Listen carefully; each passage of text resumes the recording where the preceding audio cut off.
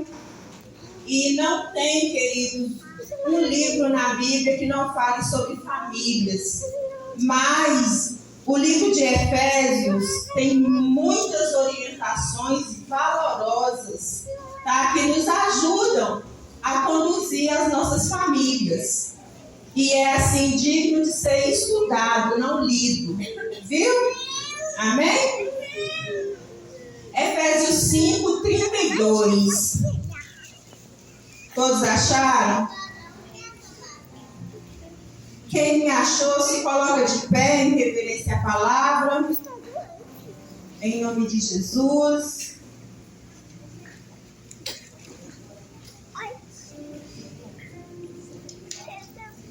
Amém, igreja? A palavra do Senhor vem nos dizer nessa noite que Efésios 5, 32.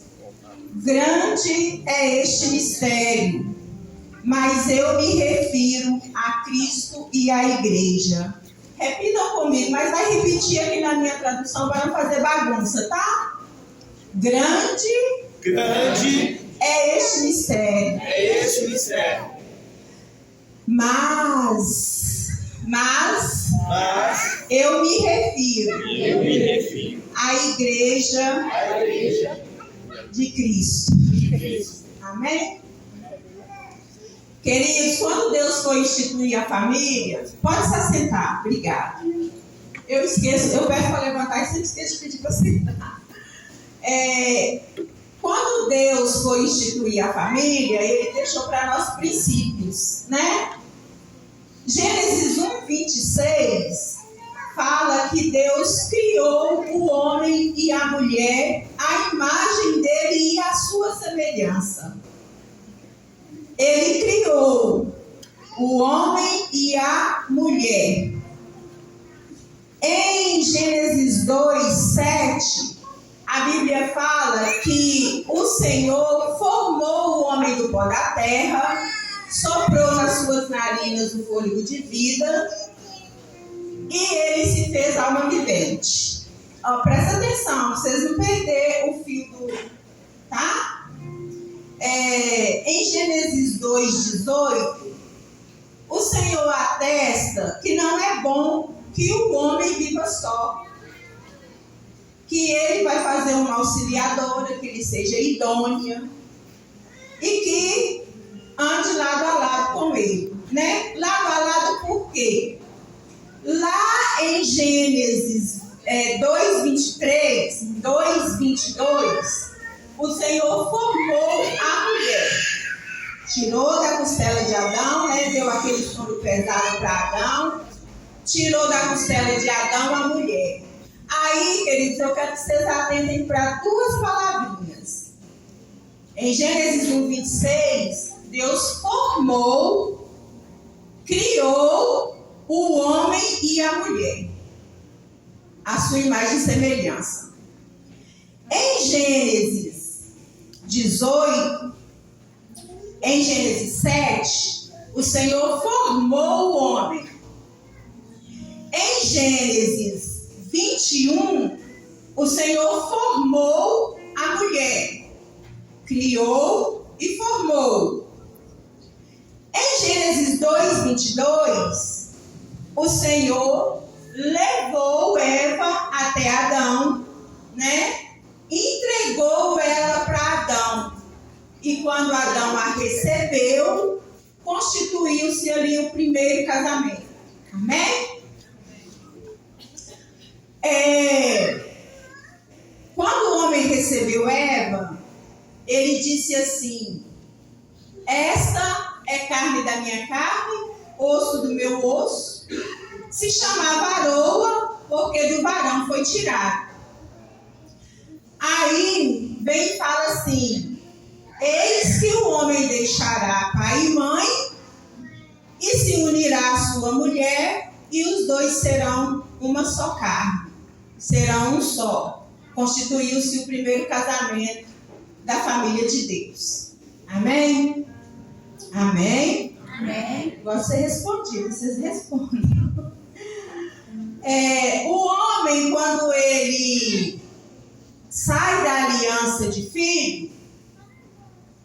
torna marido, há sobre ele duas unções.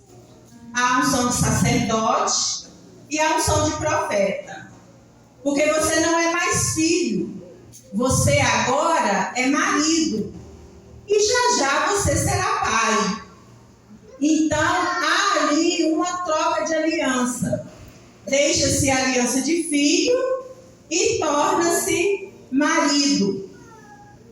Quando isso acontece, você recebe essas duas funções, sacerdote e profeta. Como sacerdote, você tem a obrigação de mostrar Deus para a sua família. Isso é uma responsabilidade para os homens. Eu quero que os homens se atentem para isso, principalmente os que vão casar aí, viu, Igor? Amém.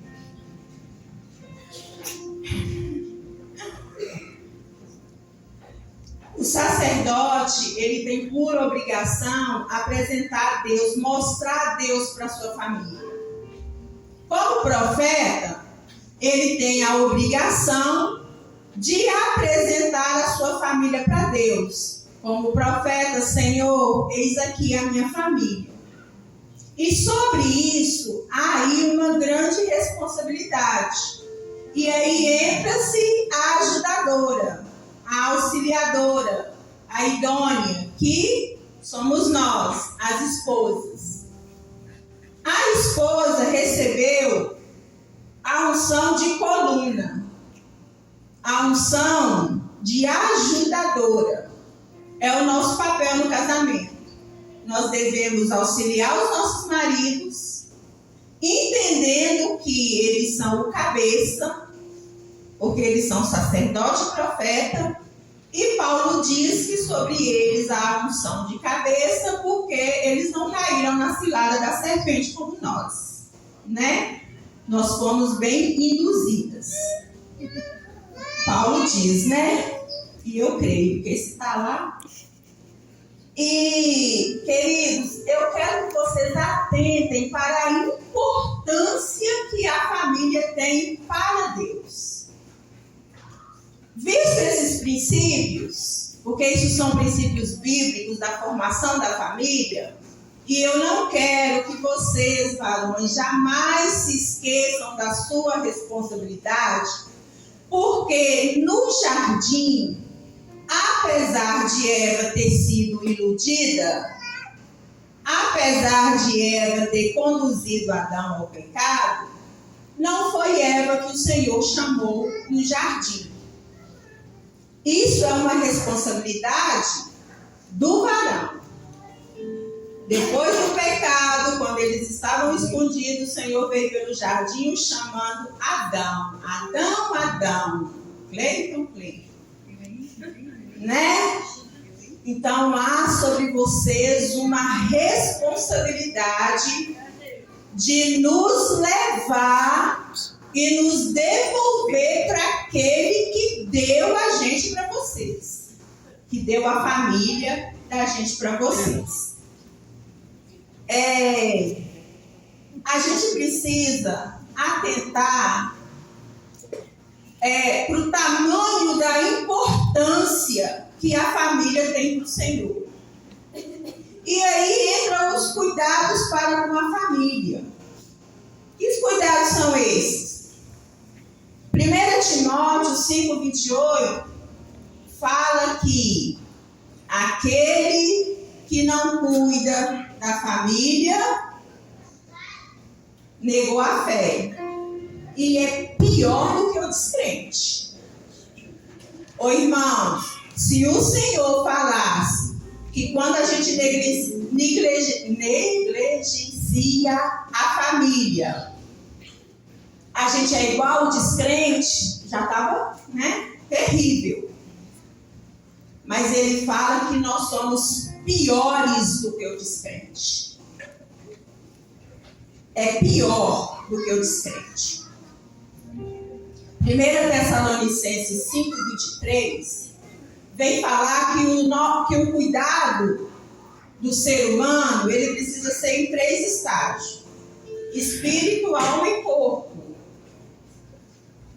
Corpo material, alma emocional espírito e espiritual. Então, para se cuidar, é preciso se vigiar e olhar essas 3 áreas da vida, né? Eu preciso olhar o lado espiritual, o lado emocional e o lado físico do meu marido. Ele precisa também, da mesma forma, olhar esses 3 lados comigo. E nós juntos precisamos também olhar essas 3 áreas da vida dos nossos filhos. Isso é cuidar. Nós precisamos cuidar do espiritual, do emocional e do físico. Isso se tratando do sacerdote e da coluna da casa. Amém? Quando Deus ele formou a família, colocou no jardim e disse: crescer e multiplicar, é porque ele estava querendo algo para si. Vocês compreendem isso? Família é um projeto de Deus. Isso não é jargão. Isso não foi inventado pelo homem. Não é o pastor que diz. Não sou eu que digo. Não é o Papa que diz, nem Lula que diz. É a Bíblia que diz que família é um projeto de Deus. Sendo a família um projeto de Deus, ele nos ensina a cuidar dela em todas essas áreas. Nós não podemos negligenciar nenhuma dessas áreas. Nenhuma. Por que nós não podemos negligenciar nenhuma dessas áreas? Malaquias 13, ele fala assim, vocês cobrem o meu altar com choro, mas eu não vos ouço. E aí vocês me perguntam por que eu não ouço? Eu não ouço porque vocês choram diante de mim, mas negligenciam a aliança que fizeram com a mulher da mocidade. Viu, varões? Vocês vão diante de mim com choros e lágrimas, achando que eu vou ouvi-los, negligenciando a mulher da sua mocidade. 1 Pedro, não vou lembrar o versículo, mas tá bom. 1 Pedro, ele fala assim: homens, trate bem a sua esposa, cuide da sua família. Por quê? Cuide bem da sua família. É para você ter um ambiente agradável em casa? É para você não ver a mulher gritando, brigando, xingando? É para você ter paz na sua casa? Não. Cuide da sua esposa, para que as suas orações não sejam impedidas. Forma-se um céu de bronze em meio ao varão e em meio ao céu dos céus, quando este negligencia o cuidado com a esposa e com a família. É preciso, queridos, tomar muito cuidado com isso. Quando você, varão, negligencia, ou nós também, negligenciamos essa aliança, e eu não estou falando de adultério, eu estou falando de casais casados que vivem debaixo do mesmo teto, não se respeitam, não se guardam, não olham os princípios bíblicos nos quais o Senhor nos deixou para nos ensinar a chegar no céu. E antes de chegar no céu, a chegar até Ele. Porque se a Bíblia fala que Ele não vai ouvir, é porque Ele não vai ouvir. Se a Bíblia fala que quando você maltrata sua esposa, negligencia a educação do seu filho, você não será atendido, você não será atendido. Você pode chorar, não vai ser atendido.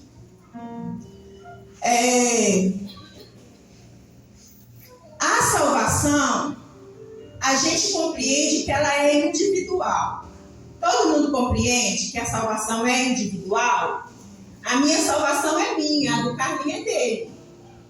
A dos meus filhos é de cada um deles. Porém, Deus, ele não trabalha com individualidade.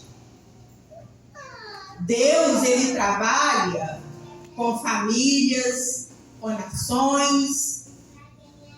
A palavra de Deus lá em Joel 2:28 fala assim, ó: vossos filhos profetizarão, vossos velhos profetizarão.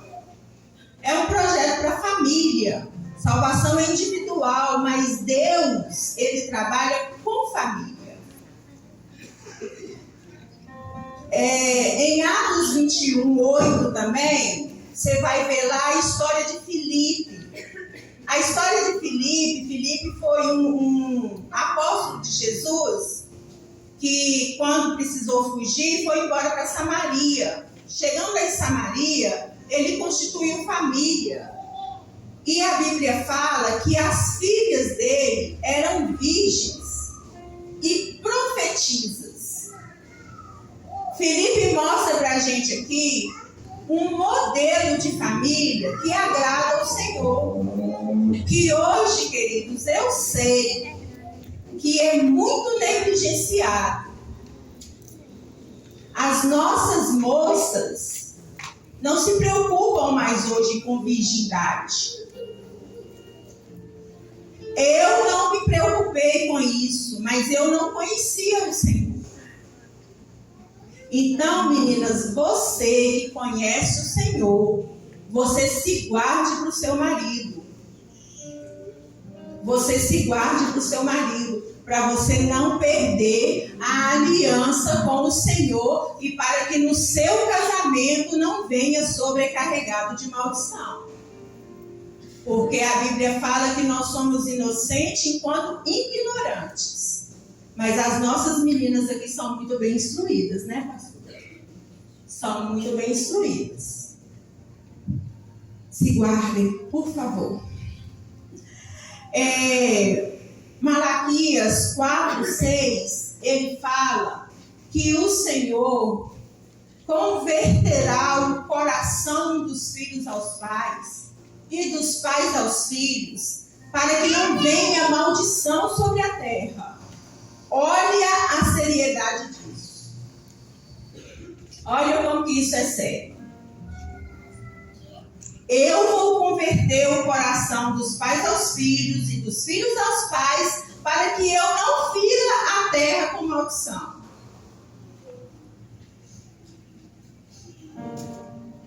Muitas das vezes, queridos, quando a gente briga pelos valores de família, né, por esses princípios que foi o nosso Criador que deixou, aquele que nós chamamos de Senhor, que nós dizemos adorar, que nós dizemos reverenciar, quando a gente fala sobre esses valores, é por causa disso. Porque são os valores que o Senhor defende. É o que Ele nos manda fazer. Porque não adianta a gente chegar diante do Senhor, se prostrar, se jogar e não obedecer. Ontem eu estava conversando com o Guilherme e a gente falou sobre uma família que está assim bem escondidinha lá no livro de Jeremias, né, Guilherme? Que é a família dos recabitas. Isso fala sobre obediência. Não sei se alguém aqui já viu. Eu vi esses dias, irmãos. Eu fiquei encantada com a história dos recabitas.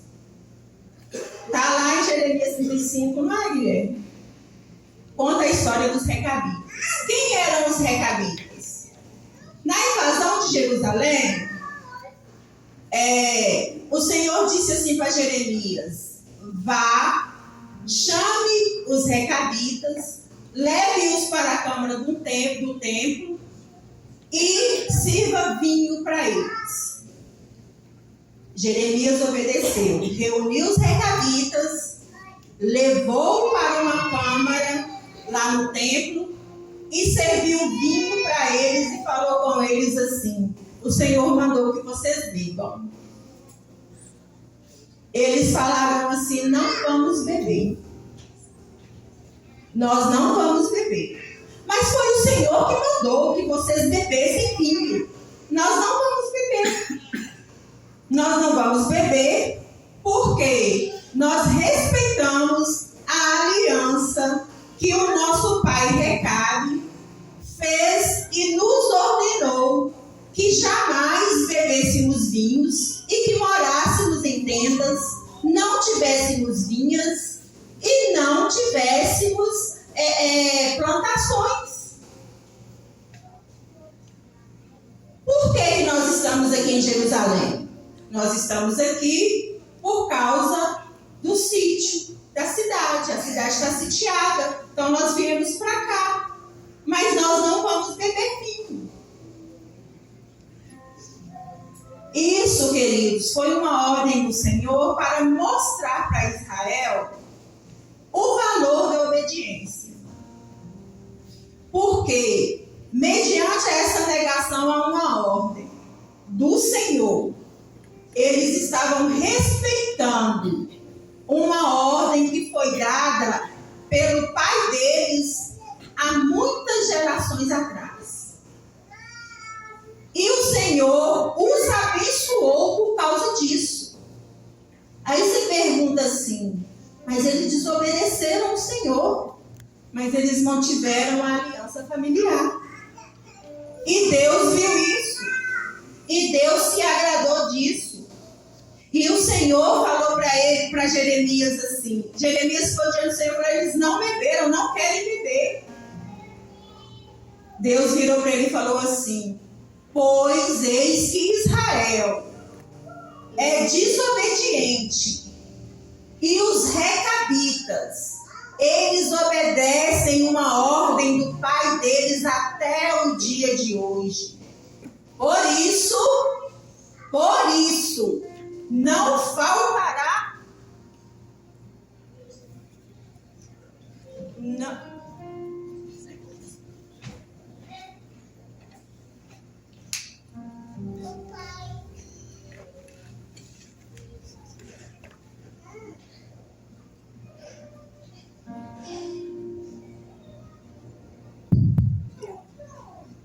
Oi, amém. Por esse motivo, não faltará homem da família dos recabitas que sirva no meu reino. Não faltará homem, não faltará varão aos recabitas que sirva o reino de Deus. Deus os condenou? Não. Deus os ovacionou. Ainda que eles tivessem desobedecido a Deus, eles obedeceram uma aliança que o pai deles tinha determinado para eles. Olha o valor e o peso da obediência. Porque o nosso Deus, queridos, ele não requer nada de nós, a não ser obediência. E ainda assim, essa obediência é para o nosso bem. É para o nosso bem.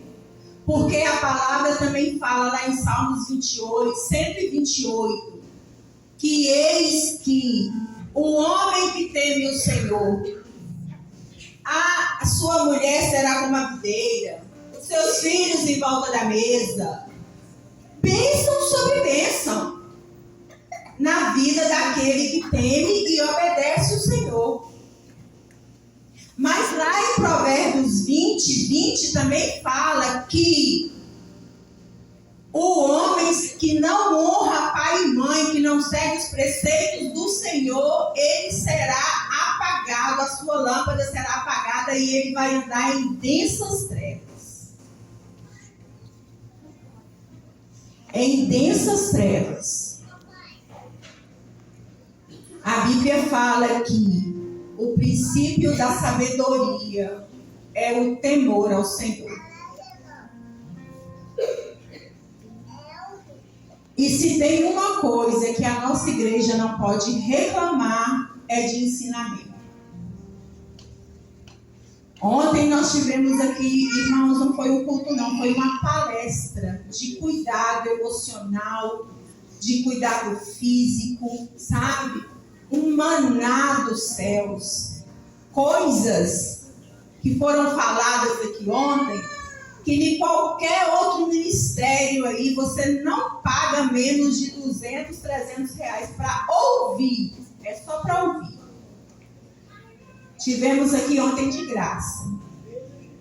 Quem esteve aqui foi muito bem alimentado. Muito bem alimentado. Nós trouxemos uma psicóloga, né, Beth? Uma psicóloga lá da Getsemane para abençoar os casais da igreja. E ela veio de graça, ela não nos cobrou nada.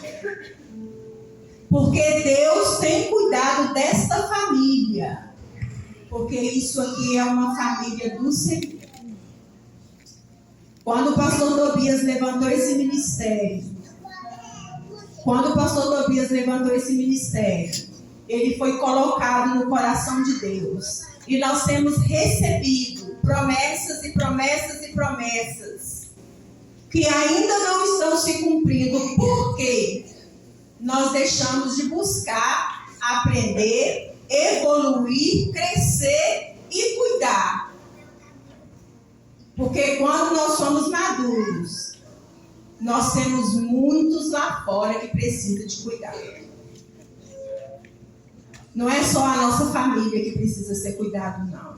Essa praça aqui, ó, é cheia de pessoas miseráveis, atormentadas por Satanás de frente à nossa igreja. E nós não fazemos nada. Ali tem filhos, ali tem pais, ali tem mães, ali tem pessoas carentes de Deus. Mas nós ficamos fechadinhos aqui e o povo lá fora perecendo. E muitas das vezes precisando cuidar de gente aqui dentro da igreja que não cresce, que não muda, que está sempre precisando, ao invés de estar nos ajudando a cuidar lá fora, está tendo que ser cuidado aqui dentro.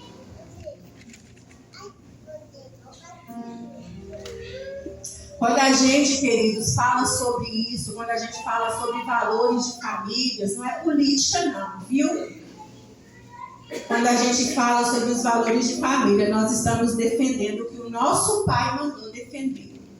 Porque lá para fora, quando a gente fala assim, a moça se mantenha virgem, mulher, obedeça seu marido, não crie divórcio, sabe? Não aceite divórcio na sua vida. Muita gente pensa assim,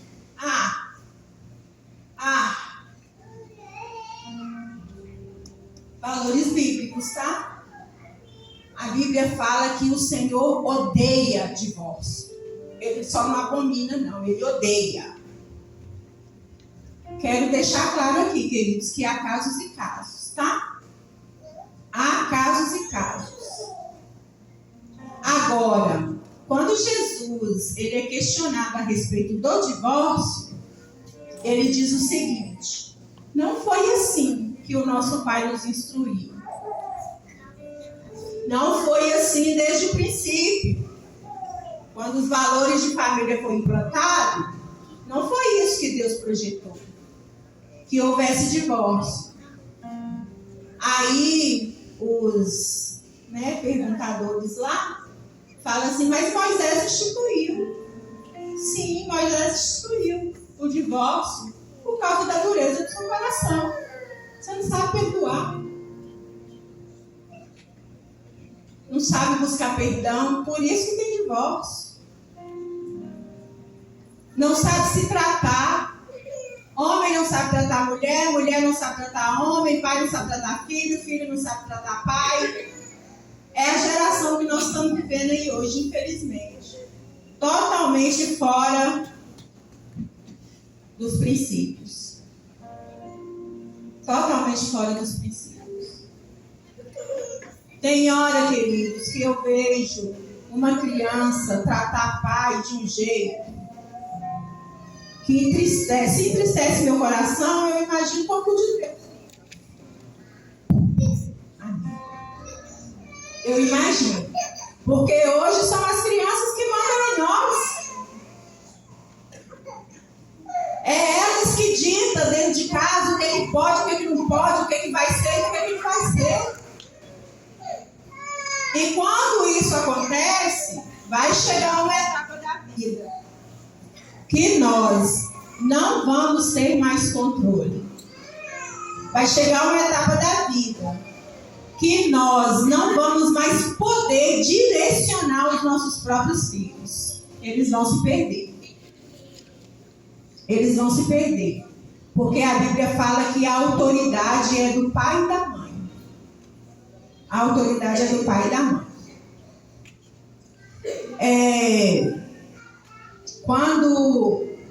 Quando o Senhor chamou Abraão, ele disse assim, ó, em ti serão benditas todas as famílias da terra. Falou para Ló, eu não tenho salvação só para você, eu tenho para você e para a sua família. Falou também para Noé, entra na arca junto com a sua família. Então, queridos, se a gente chegar lá no céu de mãos vazias, será que nós vamos entrar? Ainda que a salvação seja individual? Será que nós vamos entrar? Eu me pergunto isso, sabe? O pastor falou aqui de filhos, a nação maior que é a minha, viu? Eu supero todos vocês. Eu tenho 7. 7 filhos. A minha primogênita, ela está com 35 anos.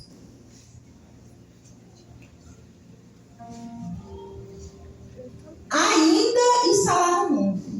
Mas eu não canso de buscar por ela. Os meus outros também ainda não se converteram, mas foram criados dentro do Evangelho. Andou comigo no caminho. E a palavra, ela me garante que eles não se perderão. Amém. E a palavra também diz que nós vivemos por fé. E ainda que este mundo aí fora esteja este caos, ainda que esse caos às vezes entre dentro dos nossos lares, nós somos homens e mulheres de fé, mas que também precisamos ser tementes. Porque se você não temer o Senhor, se você não cumprir esses propósitos, eu tô relendo a Bíblia, já acho que pela 5ª vez, não sei, já perdi até quantas vezes que eu já li. E quando você lê Reis, irmãos, é de uma tristeza, sabe? Quando você lê Reis, quando você lê as crônicas, aí você vê lá assim, e esse rei fez a vontade do Senhor, foi abençoado, prosperou, o seu reino não teve guerras, mas quando vem um outro rei que não observou os preceitos do Senhor, o Senhor castiga a terra. E o Senhor castiga a terra. A terra, não castiga somente o rei. Castiga a terra. A Bíblia fala sobre Davi, que em Jerusalém recebeu 3 pragas. 3 não, recebeu uma praga de doença. A cidade foi afligida com uma doença, porque, irmãos, a Bíblia fala assim, ó, porque Davi deu ouvidos a Satanás e mandou fazer um censo da população, ao qual o Senhor não havia ordenado. O Senhor veio e feriu a terra e deu opções para Davi do que ele queria. Se ele queria... não vou lembrar. Guilherme, me ajuda aí. Se ele queria que tivesse 3 dias, acho de praga, né? Fome. Ou 3 anos ou 3 meses. Foi isso, né? Fome também. Fome na terra. Aí um anjo apareceu numa eira lá, e nessa eira, Davi foi para comprar essa eira para poder construir a casa dele, né? Foi para construir a casa dele. O dono da eira, queridos, falava com ele assim: olha, eu não vou te vender, eu vou te dar a eira. E aí Davi fala com ele assim: eu não quero dar para o Senhor o que não me custa nada. Tem um custo, tem um preço. Nada que nós oferecemos diante do Senhor é em vão. Mas o preço é alto. O preço é a salvação, não somente nossa, mas também dos nossos filhos. Porque, né, como dizem por aí, eu estou de boa com Deus. Eu estou de boa. Mas a minha família ainda não está. A minha família ainda está perdida. E o meu joelho não se cansa de buscar por eles. Um dia desses, o Ellison falou comigo assim: ô mãe, eu estou indo numa igreja lá no PTB que tem muita revelação. Aí me chamaram lá na frente e falou comigo que tinha um laço de morte para mim. Mas que o Senhor estava me livrando. Porque tem um joelho que não se cansa de orar por mim.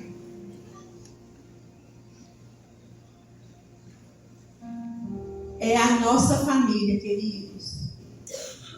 Quando o Senhor, Ele coloca um projeto no nosso coração, para casais, para jovens, para mulher, para homem, para crianças, não é em vão. O Senhor quer tratar alguma coisa conosco. Quando o Senhor coloca uma estratégia no coração da Emília, no coração do pastor, no meu coração, no coração do Josemar, no coração da Lídia, é porque a família precisa de cuidado, a família precisa ser instruída. E quando você deixa de vir, e eu estou sim reclamando com os casais que não vieram ontem, quando você deixa de vir, você perde instruções que vai servir para a vida toda. Porque nada que o Senhor manda a liderança dessa igreja fazer é em vão. Nada. Absolutamente nada. E aí, queridos, eu queria que vocês atentassem só para uma coisa. Só para uma.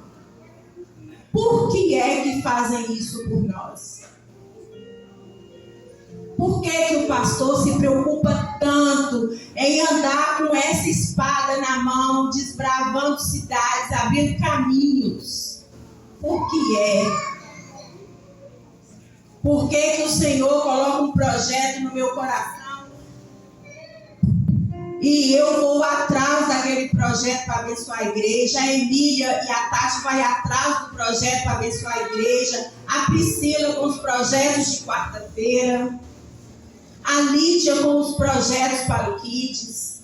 É para abençoar, não é somente as nossas vidas. É para abençoar a vida de vocês também. É para abençoar a família que Deus nos deu. Porque a nossa família particular está em casa. Mas a nossa família espiritual é aqui.